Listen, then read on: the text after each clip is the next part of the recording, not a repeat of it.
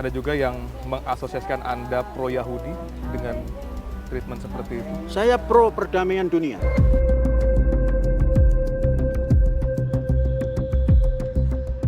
Pagi itu, saya mendapat kesempatan masuk ke dalam pondok pesantren Al-Zaitun di Indramayu, Jawa Barat. Mengingat luasnya komplek ini yang mencapai 1.200 hektar, saya memutuskan untuk berkeliling dengan sepeda. Ponpes yang didirikan pada 1999 ini dicap sebagai ponpes yang sangat tertutup. Menurut pengurusnya, tidak sembarang awak media mendapat izin untuk meliput kegiatan sehari-hari di ponpes karena sejumlah alasan.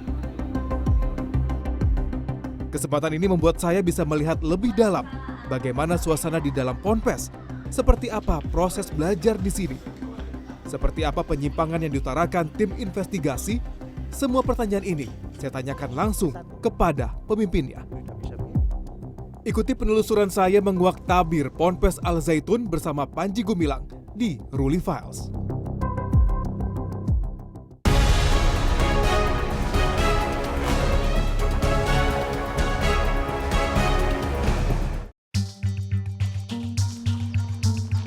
Matahari merangkak naik dan suasana ponpes mulai sepi.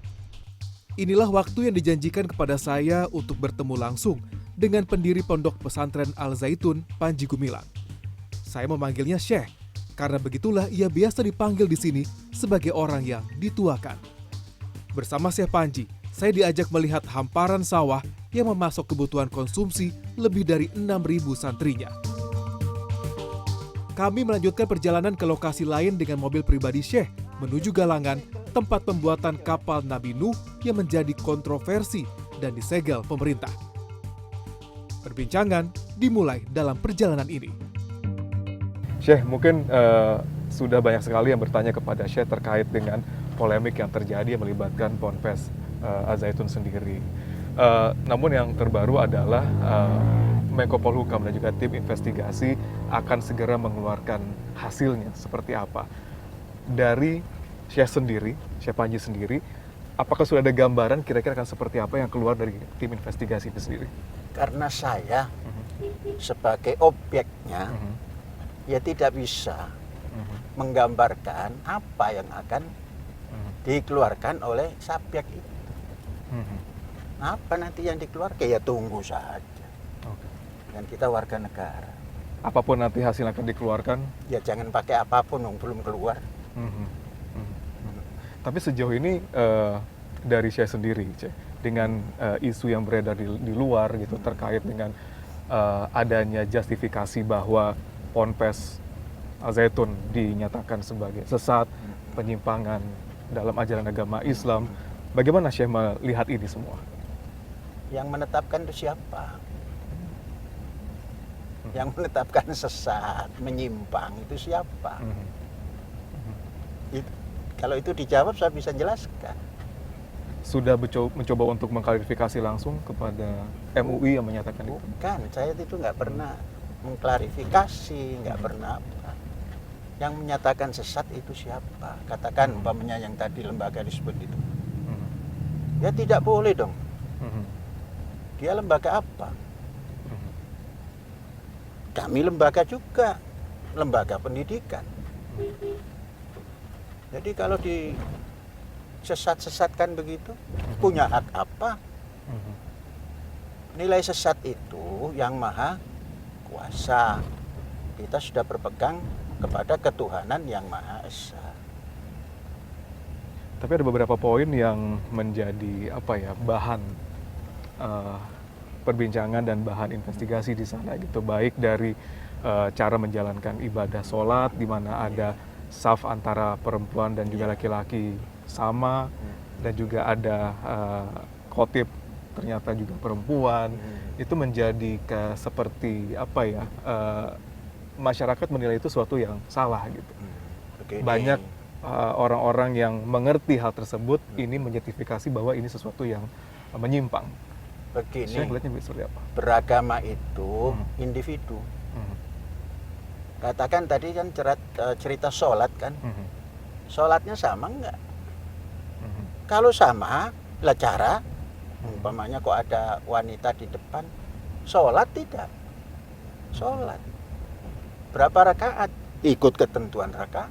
Karena rakaat itu ketetapan. Nah kalau kemudian dengan cara begitu lantas sesat, itu sesat menurut siapa? Itu kebebasan orang per orang. Hak asasi orang per orang. Beragama pun harus ada landasan asasinya. Dan itu kebebasan. Undang-undang dasar memberikan kebebasan orang melaksanakan agama dan kepercayaannya masing-masing. Nah itu dijamin. Mengapa harus seperti itu? Apabila hal itu akan diimplementasikan oleh santri-santri di luaran, di mana nanti akan terbentuk persepsi negatif, akan seperti apa nanti ke depan? Tidak mungkin santri itu ke depan akan menjadi dirinya. Yang kami tanamkan itu begitu. Islam itu menghargai pemeluk-pemeluknya, menghargai keumatannya. Nah, maka ini didukung oleh dasar negara, kemanusiaan yang adil dan beradab.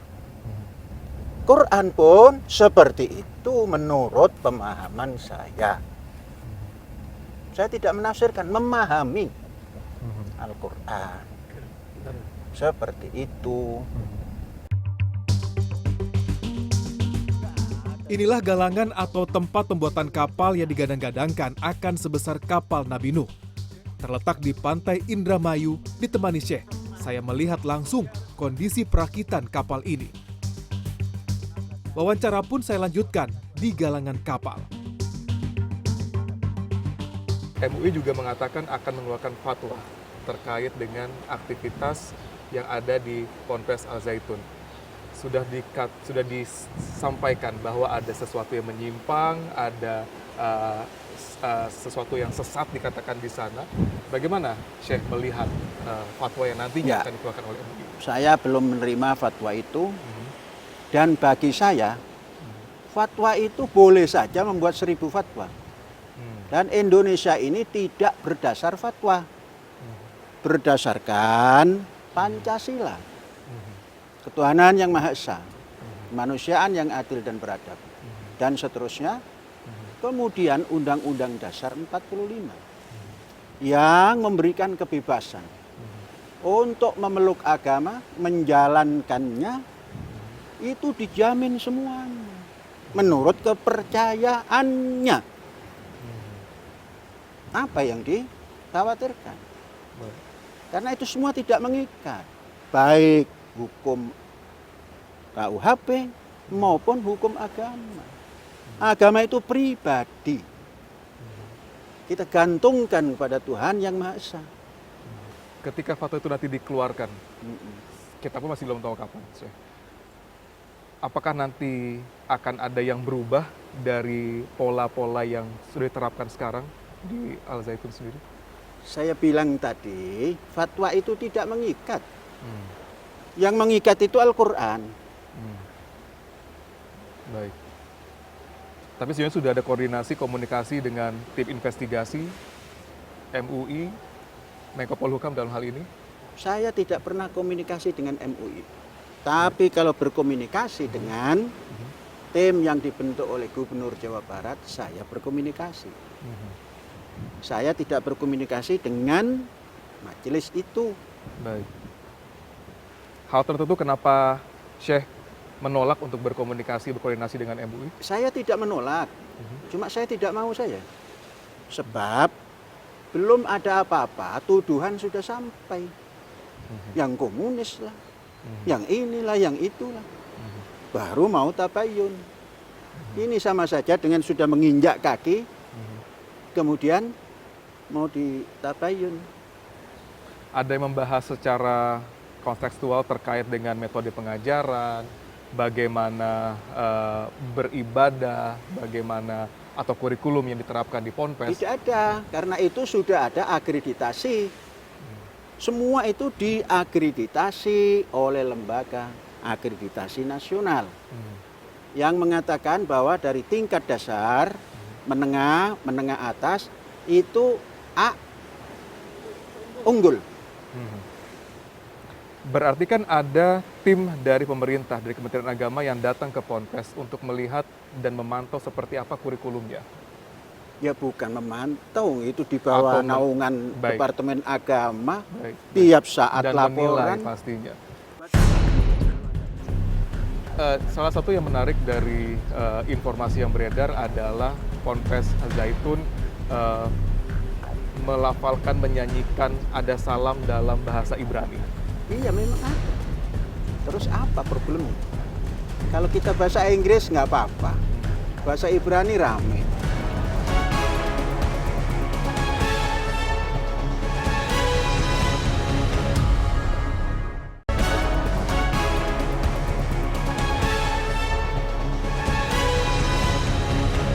Hafenya salam alaihim, hafenya salam alaihim, hafenya salam salam salam alaihim.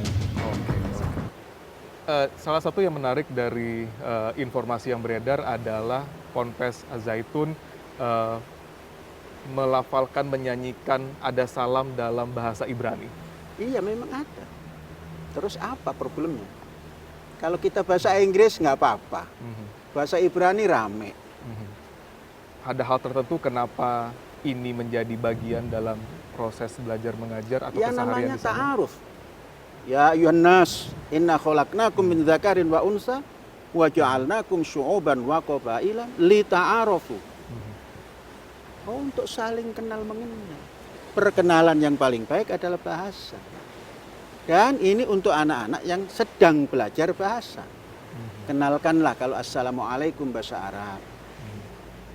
Kalau good morning dan good apalagi bahasa Inggris. Selamat pagi bahasa Indonesia. Rahayu ingkang pinanggih bahasa Jawa. Shalom alehem bahasa Ibrani. Terus apa? Ada kekhawatiran bahwa nyanyi atau salam itu dibawakan atau dibicarakan atau dinyanyikan itu di lokasi Ponpes yang dasarnya adalah mendidik agama Islam. Juga terdengar di masjid yang notabene-nya adalah tempat untuk beribadah umat Islam. Ada sentimen-sentimen negatif terhadap hal tersebut. Anda melihatnya seperti apa? Ya tidak ada apa-apa. Assalamualaikum diucapkan. Kemudian Rahayu ingkang pinanggih diucapkan di dalam masjid. Salam diucapkan. Terus yang lain-lain diucapkan. Apa susahnya? Apa jahatnya? Ada juga yang mengasosiasikan Anda pro-Yahudi dengan treatment seperti itu? Saya pro perdamaian dunia. Yang sekarang belum ada perdamaian adalah di Timur Tengah, khususnya Palestina dan negara Israel. Saya ingin mendamaikan dengan kemampuan yang sangat rendah ini. Menyampaikan kepada nusa dan bangsa ini. Jalin hubungan. Supaya kita bisa punya andil mendamaikan. Cina yang komunis itu bisa mendamaikan Ahlus Sunnah dan Syiah. Di fikih Syiasinya. Arab Saudi dan Iran bersatu. Yang nyatukan Cina yang komunis itu. Ya, tadi saya mengatakan bahwa mencoba untuk membantu perdamaian antara Palestina dan juga Israel. Tapi ketika dengan adanya nyanyian bahasa Ibrani tersebut yang diasosiasikan dengan dalam bentuk Yahudi ketika melakukan sebuah selebrasi atau kegembiraan, apakah itu juga dirasa itu mencederai orang-orang yang pro Palestina yang sangat menentang adanya penindasan seperti itu? Saya dengan duta besar Palestina yang pertama itu seperti adik dan kakak. Sakit saya ikut membantu. Kalau duta Palestina itu Rifki Awad, ada sedikit kurang cerita bagaimana bisa ke Jakarta enggak? Sangat akrab. Bukan berarti kalau kita menganjurkan hubungan diplomatik itu ansih kepada sebelah. Supaya tidak ada yang diinjak satu, diangkat satu. Taruh di hadapan. Sama-sama. Kita bisa turun di Tel Aviv dengan gagahnya karena sudah punya hubungan diplomatik. Kalau mau ke Palestina. Kalau sekarang tidak bisa. Menteri sebesar apapun susah. mau gitu terus-terusan. Itu yang namanya membantu. Palestina kan tidak. Ada rame-rame, ribut, terus tidur. Selain tadi pembelajaran dalam bahasa Ibrani, ada juga yang menjadi perbincangan hangat terkait dengan denda 2 juta atau mahar 2 juta Apa itu? untuk menghilangkan dosa zina yang terdengar. Itu namanya menghayal dirinya. Dibuangnya ke sini. Maksudnya menghayal dirinya seperti apa? Lah ya mungkin dia begitu kelakuannya. Mas, tempat pendidikan itu sudah sangat nggak layak. Orang gila saja bisa mengatakan itu tidak benar, apalagi orang yang sehat. Berarti tidak ada yang namanya membayar denda untuk menebus dosa di Al-Zaitun? Boro-boro nebus dosa. Melaksanakan ibadahnya saja harus ditingkatkan. Tidak ada penebusan dosa kok. Memang ada dalam ajaran kita nebus dosa itu. Ini kan dikeluarkan dari orang-orang yang mengaku ex-NII, alumni dari Al-Zaitun juga gitu. Bagaimana melihat banyaknya orang yang mengkonfrontasi sekarang terkait dengan pengajaran yang ada di Al-Zaitun? Alumni Al-Zaitun itu ada nomor stambuk. Tinggal klik saja adanya. Katanya pernah kerja di sini, ada nomor BIT. Buku izin tinggal. Semua itu sudah disetting dari sejak berdiri supaya tidak terjadi macam-macam. Dan ini sudah 25 tahun dari sejak membangun, lebih malah. Kenapa baru sekarang ada berita itu? Terkait dengan masa yang panjang ini, banyak juga informasi menyebutkan bahwa Anda adalah tokoh penting dari NII. Setelah eranya Kartosuwiryo, bahkan Anda menjadi orang yang dinilai mengembangkan NII sejak tahun 2002 melalui Ponpes Al-Zaitun. Al-Zaitun berdiri 99. Sampai ke sini konsentrasinya adalah pendidikan, ekonomi pendidikan berdasar Al-Zaitun pusat pendidikan, pengembangan budaya toleransi dan perdamaian. 25 tahun.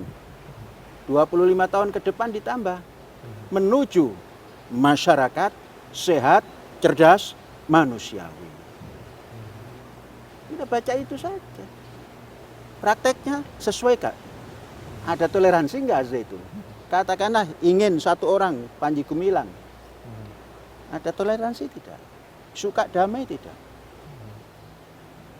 Berarti Anda bilang tidak ada namanya afiliasi dengan NII?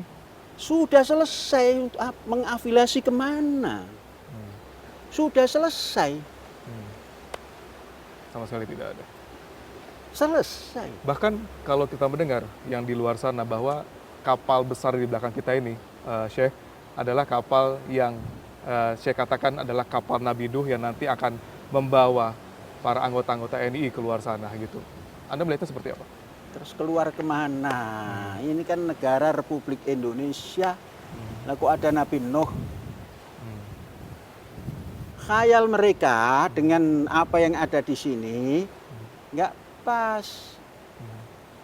Ini kapal ikan, mencari ikan. Karena kami menghidupi 10.000 orang. Ikan darat saja kurang. Sekarang perahunya masih kecil, yang kita makan itu dari perahu kecil. Sekarang perahu besar. Mengapa harus dihubung-hubungkan kemana-mana itu? Tambah tidak menghubung lagi, Nabi Nuhnya sudah nggak ada.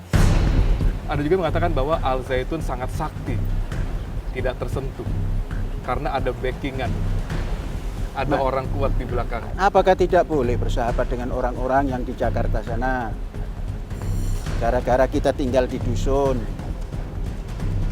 Saya bersahabat dengan orang Israel ada. Makanya kita bisa tukar pendapat dengan universitas yang ada di Israel. Dengan Palestina ada. Ya, kalau itu dianggap backing, aduh, kan kasihan orang. Sahabat.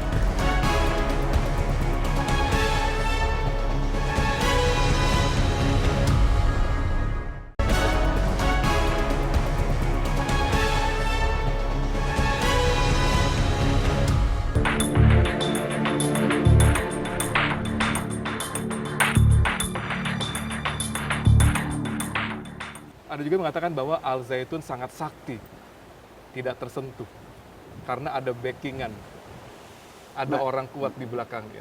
Yang kuat bagi Al-Zaitun itu dasar negara dilaksanakan. Itulah backingnya.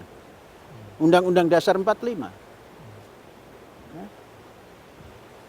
Kan Pancasila, Undang-Undang Dasar 45. Kebinekaan, toleransi, itulah yang membackingi. Tidak ada orang memiliki kekuatan, berada di posisi top di pemerintahan yang menjadi support system Anda di Al Zaitun? Indonesia itu tidak mengurus orang per orang, agama orang per orang, diberikan kebebasan. Indonesia ini tidak ada backing-backingan kecuali backing narkoba. Itu ada. Tidak ada. Apa kesaktian Panji Gumilang yang isinya hanya tulang, daging, kulit, dan darah? Kalau bersahabat, iya. Apakah tidak boleh bersahabat dengan orang-orang yang di Jakarta sana? Gara-gara kita tinggal di dusun. Saya bersahabat dengan orang Israel, ada. Makanya kita bisa tukar pendapat dengan universitas yang ada di Israel. Dengan Palestina, ada. Jadi, kalau itu dianggap backing, aduh, kan kasihan orang. Sahabat. Ini terkait dengan yang juga cukup menarik adalah dana yang dikelola oleh Al Zaitun sendiri. Banyak orang berpikiran dari mana sebenarnya dana didapat oleh Al Zaitun dengan segitu besarnya, segitu canggihnya teknologi, segitu besarnya wilayah dari Al Zaitun. Bagaimana Anda mencoba untuk mengklarifikasi hal tersebut? Apa yang dimiliki Al Zaitun tidak ada apa-apanya, 1.200 lebih saja kok. Dan itulah yang menghidupi prinsip minha khalaqnakum. Dari tanah kita dijadikan. Indonesia. Wa fiha nu'idukum, kepada tanah kita akan kembali. Wa minha nukhrijukum taratan ukhra. Maka dengan modal aset tanah seperti itu kita kelola dengan sebaik-baiknya.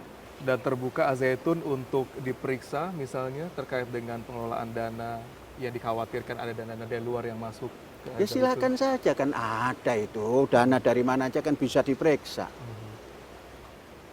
Saya dari awal sudah ditanya, ini dari Arab kah?